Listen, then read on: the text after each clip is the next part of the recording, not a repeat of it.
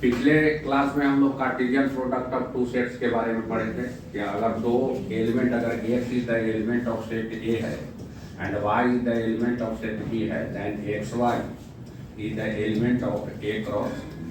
इसी को हम लोग Cartesian product of two sets के रूप में देखे थे। आज इस पर क्वेश्चन डिस्कस कर रहे हैं। तो क्वेश्चन डिस्कस कर रहे हैं तो दो क्वेश्चन, इसका part A part B, Pataliputra में पीसीए के एग्जाम में एक क्वेश्चन ही रहता ही है, जिसमें इसका दो सेक्शन होता है, ए और बी। ए सेक्शन में आता है कि इसका डिस्ट्रीब्यूटिव लॉ का हुआ डिमॉर्गन्स लॉ, उसको प्रूफ आता है, और दूसरा इसका क्वेश्चन जो होता है वह कार्टेशियन प्रोडक्ट का ही होता है। Cartesian product of two set से निश्चित रूप से हर साल क्वेश्चन एक पूछता ही है, इसलिए इस पर हम लोग डिस्कस करेंगे कि दिया हुआ क्वेश्चन है कि if A B C be three sets then prove that A minus B cross C equal to A cross C minus B cross C।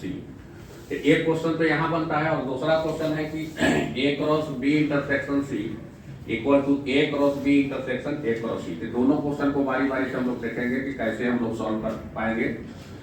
तो सबसे पहले इसको सॉल्व करने के लिए हमको क्या करना होगा कि एक पेयर ऑर्डर, जितना भी पेयर ऑर्डर बनता है तो लेट दोनों का A minus B cross C का और A cross C minus B cross C का, दोनों का अलग अलग पेयर ऑर्डर लेंगे और दोनों को दिखाएंगे कि एक दूसरा का सबसेट है। जितना भी पेयर है दूसरा का सबसेट है, दोनों एक दूसरा का सबसेट होगा, तो वहां पर हम कह सकते हैं कि ये दोनों सेट आपस में इक्वल है कार्टेशियन का। तो इसको लेट कर लिए कि X Y is the element of A minus B cross C का है। ऐसा हम लोग मान कर चले कि एक्स वाई जो एलिमेंट है A minus B cross C का है। इसका मतलब क्या हुआ कि एक सेट है A माइनस बी और दूसरा सेट है C। तो फर्स्ट कोऑर्डिनेट जो होगा वह फर्स्ट सेट का एलिमेंट होगा और सेकंड कोऑर्डिनेट जो होगा वह सेकंड सेट का एलिमेंट होगा। तो imply that X is the element of हो जाएगा A minus B and y is the element हो जाएगा C का। ये परफेक्ट है कि C का एलिमेंट होगा according to definitions of Cartesian product of two sets. अब यहाँ A माइनस बी आ गया, तो इसमें बताया है कि A माइनस बी का मतलब क्या होता है कि only in A not in B। यह जो X एलिमेंट होगा वह कहाँ का होगा, A का होगा, लेकिन A माइनस B का नहीं होगा। अच्छा, एक चीज और है कि XY जो पेयर ऑर्डर ले रहे हैं A minus B cross C में, इसका मतलब है कि जितना भी पेयर ऑर्डर इसका बन रहा है सभी पेयर ऑर्डर को अलजेब्रिक फॉर्म में x और y के रूप में हम लोग रख रहे हैं, ये ध्यान में रखना है इसको।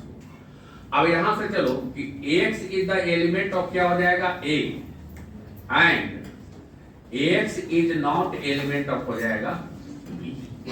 x एलिमेंट A का तो होगा, B का नहीं होगा। A माइनस B का मतलब होता है कि all element of B not belongs in B। A का तो होगा लेकिन B में बिलोंग्स नहीं कर सकते। And y is the element of C है। तो इंप्लाई दैट इसका दो ऑर्डर हम बना सकते हैं कि x is the element of A, ये परफेक्ट है, और y जो एलिमेंट है वह C में, तो इसका पेयर ऑर्डर बन जाएगा हमको कार्टेशियन प्रोडक्ट में। तो एंड हम लिख सकते हैं y is the element of C।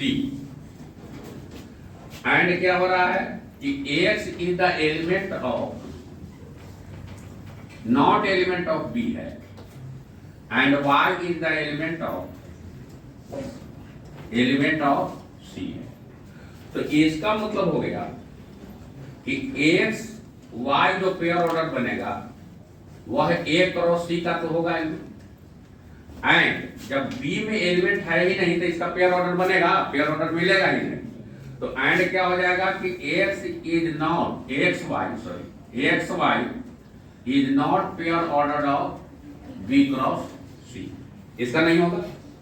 तो इसका मतलब क्या हो गया कि एक्स वाई जो होगा, एक्स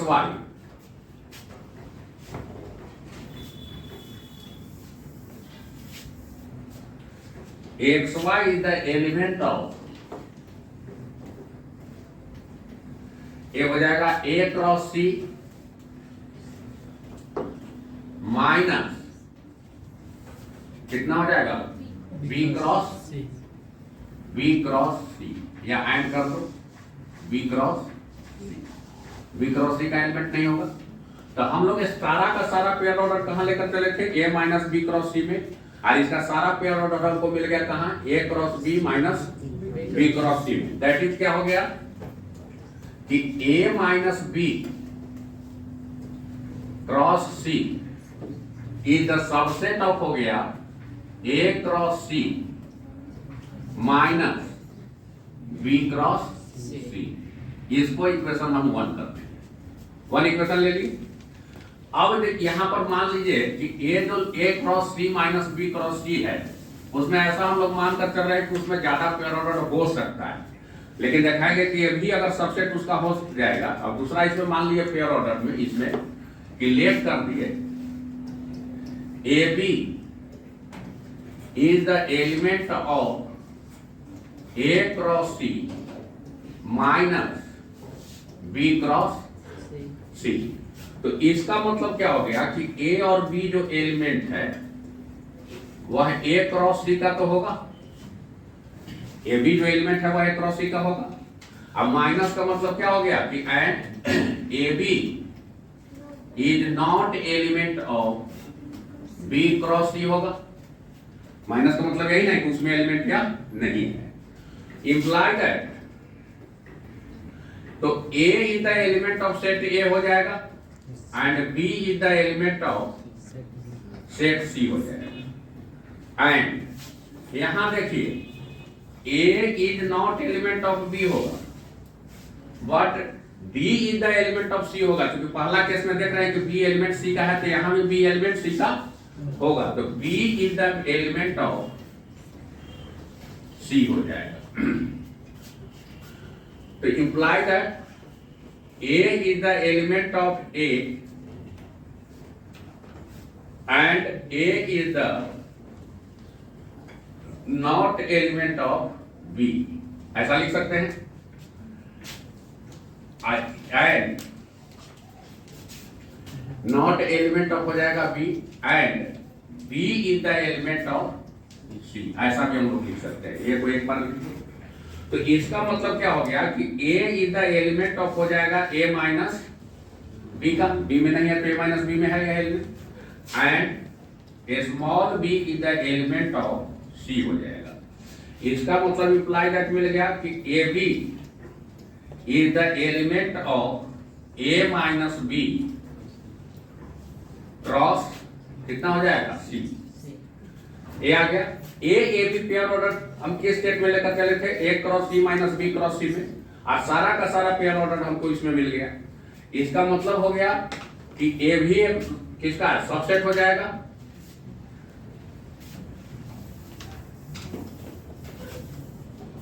तो ए जो एलिमेंट हो गया A cross C minus B cross C, A हो गया subset of A minus B cross C का। इसको इक्वेशन 2 कर दिए।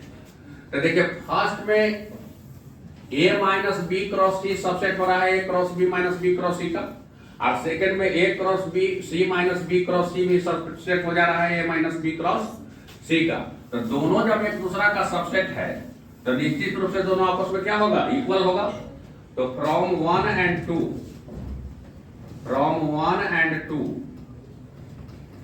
ए minus B cross C is equal to भी हो जाएगा A cross C minus B cross सी।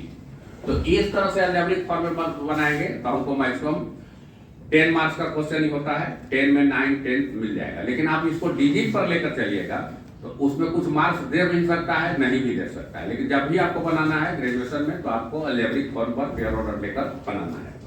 इसी का एक दूसरा क्वेश्चन जो था उसको भी सॉल्व कर रहे हैं। सेकेंड क्वेश्चन था कि A cross prove that A cross B intersection C equal to A cross B intersection था ए क्रॉस सी। इसमें भी कार्टेशियन प्रोडक्ट है, जैसे पिछला क्वेश्चन को बनाया उसी तरह से भी क्वेश्चन बनेगा। यहां पर भी लेट कर देंगे कि X Y pair order XY pair order is the element of A cross B intersection C। इसका मतलब XY जो है X जितना भी A cross B intersection C का पेयर ऑर्डर है सबको हम लोग अलजेब्रिक फॉर्म में X और Y के रूप में रिप्रेजेंट कर देंगे। तो इंप्लाई दैट फर्स्ट कोऑर्डिनेट होता है फर्स्ट सेट का होगा, सेकंड कोऑर्डिनेट सेकंड सेट का। तो X is the element of set A हो जाएगा and Y is the element of B intersection C हो जाएगा। तो imply that X is the element of A and Y is the element of B। Intersection है तो निश्चित रूप से यह C में भी एलिमेंट होगा। Y is the element of B और Y is the element of C होगा। इसको दो पेयर हम बना सकते हैं कि X is the element of A and Y is the element of B। ऐसा हम लिख सकते हैं। और सेट में अगर दो बार भी हम लोग X is the element of A लिख रहे हैं तो कोई गलत नहीं है। ऐसे सेट में एक ही बार लिखा जाता है। एंड हम इसको लिख सकते हैं X is the element of A and Y is the element of C। इससे हमको दो पेयर मिल गया। क्या मिल गया कि XY is the element of A cross B हो गया and XY is the element of हो जाएगा A cross C। That means XY is the element of हो गया A क्रॉस B इंटरसेक्शन कितना हो जाएगा A क्रॉस C। इसको वन कर तो इसका मतलब हो गया कि A cross B intersection C जो होगा वह सबसेट हो गया A cross B intersection A cross C का। इसको फिर इक्वेशन 1 कर दी। अब आपको ऐसे अगर दोनों तरफ से एरो लगा देते हैं तो आप इक्वल का उसका सेंस आता है कि दोनों चीज को एक साथ लेकर प्रूव किए हैं, तो वैसा भी कर सकते हैं। अगर समय कम है तो दोनों तरफ ऐसे एरो लगा के चलिएगा तो डायरेक्ट आप लिख सकते हैं कि इक्वल है, लेकिन दोनों को अलग अलग दिखाना चाहिए। अब हम लेकर चलते हैं कि इस A क्रॉस B इंटरसेक्शन से A क्रॉस C में पेयर ऑर्डर की संख्या A और B हम लेकर चल रहे हैं। तो लेट कर दिए small a and small b is the element of ले लिए A cross B intersection A cross C का। इसका लेकर चल रहे हैं। जब इंटरसेक्शन है तो इसका मतलब है कि पेयर जो है A क्रॉस B में है और निश्चित रूप से A क्रॉस C में भी है। तो इसका मतलब हो गया कि इंप्लाइड है AB is the element of A cross B हो गया and AB is element of A cross C हो गया। निश्चित रूप से है क्योंकि एंड है तो दोनों पे होगा। अब according to definition of Cartesian product of two sets, first element जो होगा वो फर्स्ट सेट का होगा और सेकंड एलिमेंट जो होगा वह सेकंड सेट का होगा, सेट का होगा। तो A is the element of set A हो गया and B is the element of set B हो गया। एंड फिर इसी तरह से लिख सकते हैं A is the element of set A and B is the element of set C। अब एक ही सेट में अगर दो बार आया है A is the element of set A is the element of set A, तो उसको एक बार में भी हम लिख सकते हैं। तो इंप्लाई दैट ऐसा भी लिख सकते हैं कि A is the element of set A and B is the element of set B and B is the element of set C। दोनों में B एलिमेंट है तो B क्या है, B और C का कॉमन एलिमेंट भी हम लिख सकते हैं।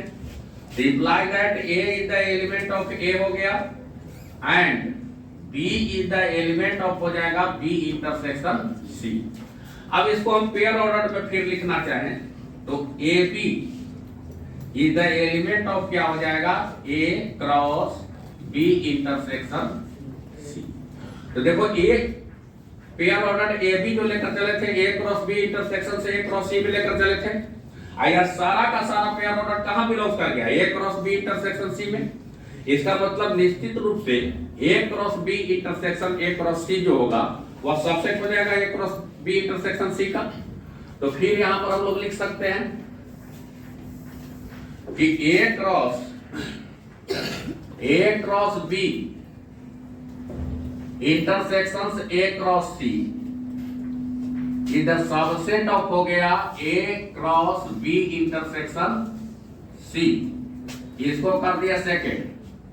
तो दोनों कार्टेशियन प्रोडक्ट का सेट एक दूसरा का सबसेट बन रहा है, इसलिए निश्चित रूप से दोनों के दोनों आपस में क्या हो जाएगा, इक्वल हो जाएगा। तो हम लिख सकते हैं